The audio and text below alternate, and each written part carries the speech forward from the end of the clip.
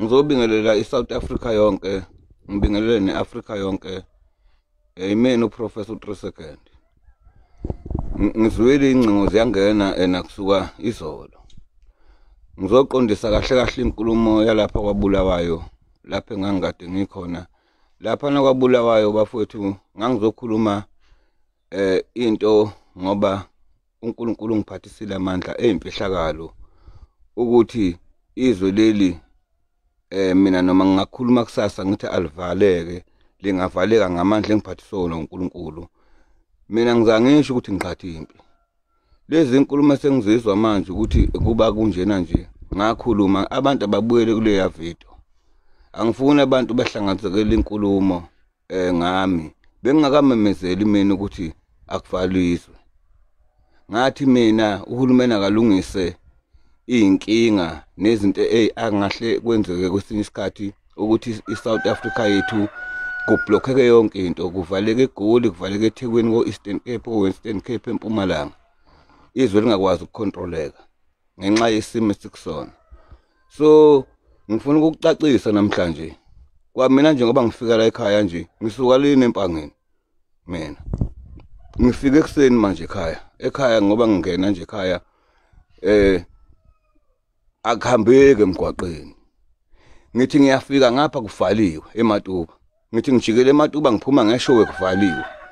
Ngithi ngizocela manje ukuthi okungangikukhuluma mina ngangikukhulunyiswa uyimfihlakalo engangiyibona ukuthi izogcina yenzekile. Angizange ngimemezele mina ukuthi abantu abahambe bevala imigwaqo beshise yonke into. Ngangeke ngikwenze lokho mina. Abantu asebecasukile kakhulu ngesenze senzakalayo eMzansi. Yingakho mina ngicela manje ukuthi uhulumeni wethu akangenelele kulento. Ngiyamcela uhulumeni ukuthi nakho phela manje kuzodamejeka ama-property, kudamejeke imigwaqo. Leyo mali futhi akuyona kahulumeni futhi iqiniso ngilikhulume kahle. Imali yobaba mkhulu bethu nemali yabantu abasebenzi yentela. Lento lena isisikhathaze kakhulu ngoba mawuthi wawabala amaphoyisa ukukontrola lento mancane eSouth Africa. Mawuthi wawabala amasotsha, amaphoyisa futhi ngabafowethu. Amaphoyisa sonke ngabakithi obhuti bethu namasotsha obhuti bethu. Ngeke sikwazi thina ukuthi silwe nabafowethu lapha abafowethu esakhalela nje bahola imali encane kakhulu amaphoyisa. Amasotsha futhi ahola imali encane kakhulu. Kungcono uhulumeni kube mayifuna ukukontrola lesi simo aqasha amaphoyisa abe elingane nathi. Aphinda aqasha amasotsha alingane nathi. Uyabona nje manje ubanje manje sekwazi ukuhamba eyodayisa. Livaliwe izwe. Hulumeni mina bengicela kuwe awusondele wena uzolungisa lento. Ukuphi kanti? Ngiyakucela mongameli ukuthi awufike sikhathazekile ubuke nje ngifike ekseni ekhaya. Ngikhathazeke kakhulu ngalento ngithe ngiyafika kuvaliwe.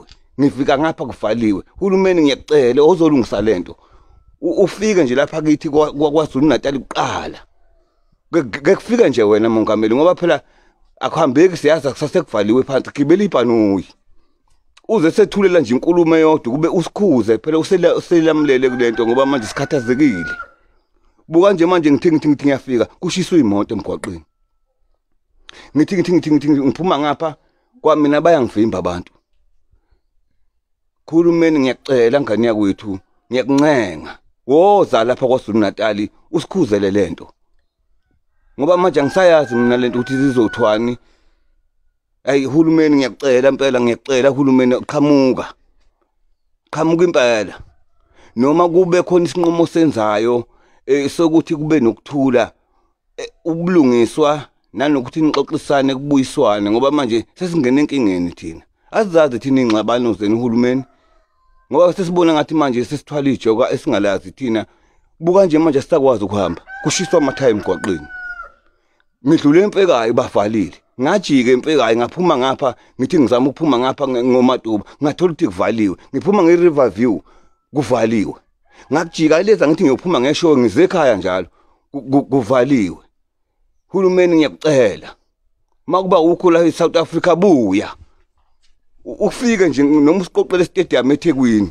ngoba eGoli kukude eGoli asinayo indlela yokuhamba kufaliswe ngiyakucela uhulumeni ufike uzonje ukukhuza lento makukhona ingqinamba nezinkinga zabantu ezikhona zama ukuthi uyixazulule lenkinga ngoba lama property angaka azodamejeka kuzoba malini leyo lezi imoto esibuka lapha kuma social network ama companies kusha ama truck namabhizinisi akho futhi uhulumeni azolimala ngoba siyazi ukuthi unawo amabhizinisi kodwa sibona ukuthi nawe usuyalimala ke manje uhulumeni siyakucela uhulumeni buya uzosikhuza usilekelele makukhona inkinga ebangwa ngabantu ukuthi kube nje ixazulule wena sethembe wena baba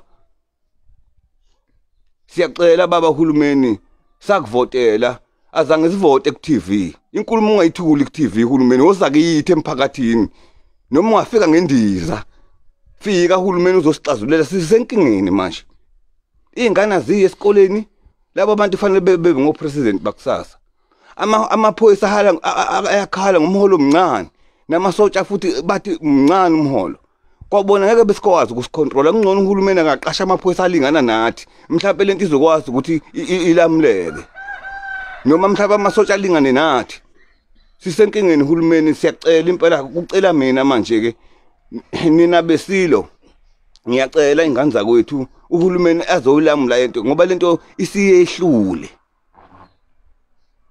namanje ngilokhu ngikhale njalo ngithi salahlekelwa thina salahlekelwa ubaba wethu isile sikhulu bayede namanje sithi ngaba yikho yonke lento ngoba uyena besimthembile sikhulumela ngiyacela uhulumeni wethu ngiyakuncenga fika ekhaya lapha kwaZulu Natal ngoba phela sakuvotela thina siyazi ukuthi phela namakhosi siyafisa ukuthi sikhuleke kuwo amakhosi ukuthi nawo asilekelele kodwa sesibona namakhosi uhulumeni sewathatha wawenza abafana bakhe kanti uhulumeni futhi uhola kakhulu kunamakhosi ngokomthetho nje wesintu kufanele ngabe amakhosi ahola imali eningi uhulumeni ahola imali encane uyabo lokhu ngishilo namanje ngithi siyacela izingane esafundi sinenkinga eSouth Africa akuhambeki siyabona kubhidlika izinto ezakhiwo futhi kuyophinde kuphume yona le mali ngoba angikholeli ukuthi uhulumeni unayo imali yakhe esikhwameni imali yobaba omkhulu bethu lethi nathi imali yentela ngiyacela abaholi bethu asibumbaneni eSouth Africa sakha iSouth Africa ngiyacela impela ngane zakwethu ngithi mina ake sibumbane sonke ke sicela uhulumeni wethu afike kuthina azosixazululela lenkinga sixakekile makukhona inkinga ekhona ukuthi uhulumeni akwazi ukuthi noma nimvimbile ningamvimbi ingane zakwethu thina siyamdinga wethu lusamvotela sifune futhi siphinde simvotele futhi lo hulumeni fika ngane yakwethu fika abakulethi namasotsha nelungana uzosilamula sesifuna nje ukuthi usilamule sinenkinga manje makukhona inkinga ekhona ekhozwa ngabantu ilungiseni phela nina bafuthi ngoba siyakha sakhe eSouth Africa njengami nje ngifuna ukuthola ipeace nganza kwethu uprofessor ufike ekseni ekhaya ukhathazekile ngithi ngasho bekuthiwa namhlanje umuntu ngabe kuthiwa uyafa mina bese ngithi mina asidele konke sinakho bafowethu kunokuthi sihlukumeze ngalo hlobo ehlukumezeka ngalo ngoba vele akekho umuntu ophila phakathi ingakho namanje bengicelile ukuthi nina nganza kwethu eningabaholi bethu lokhu ngicelile bafowethu ukuthi lento engangiyikhuluma ngikwabulawayo kwakuyimfihlakalo kaNkuluNkulu engangiyibona ukuthi yogcina yenzekile lento engiyibona manje ngoba ngithi mina uhulumeni mayingasukumi lento ukuthi ayilungise ngendlela yakhe kusazokonakala kuningi okusazokonakala bafowethu ngiyacela bafowethu ukuthi siceleleni nina niphethe amandla neniseduze kahulumeni makube akekho la eSouth Africa kabuye efikele nje kule province esimoshakale kangaka hayi kube simbuka ku TV ngoba sikwazi ukumbuza siyancenga impela abafowethu nabaholi bethu nabasiphethe ngithini nabesilo nganza kwethu nonke nina bantu bakithi abamnyama engizokulokhu ngicele njalo kunina asingabulalani sodwa nani nabafowethu eningabaholi namaphoyisa namasotsha ningabafowethu siyazalana nana ke nibuka into esibhekene nayo ukuthi kuyimpilo lena ebheke nakini mina nje manje ngiyaxakeka bengikhala othisha bakhipha odokotela kodwa imali ayikho. Amaphoyisa angena egebengwini azala imali kodwa imali ayikho. Amasotsha kithi agade imingcele awabuye emakhaya kodwa kwawona amasente kawekho. Kwathina ke siyakhala manje awosomabhizinisi bayakhala iindustry yezokuthutha akukho ukuthi bangene bayokhokhela imoto ziyadliwa imoto. Uzogibeza bani kuvaliwe yonke indawo. Nganza kwethu ngiyacela namanje ukuthi asibumbane sekuyisikhathi sokuthi sihlangane manje. Ngithi ke sekuyisikhathi sokuthi sihlangane senze into eyodwa makuthi asikwazi ukukhululeka la eSouth Africa sithathe inqumo zokuthi asithola abaholi abazokwazi ukuthi sikhululeke ngokuthi singesabi. Siye kuwesaba siye kubugwala akekho futhi umuntu engixabana nayo manje ngicela ukuthi sibe nokuthula sibumbane eSouth Africa.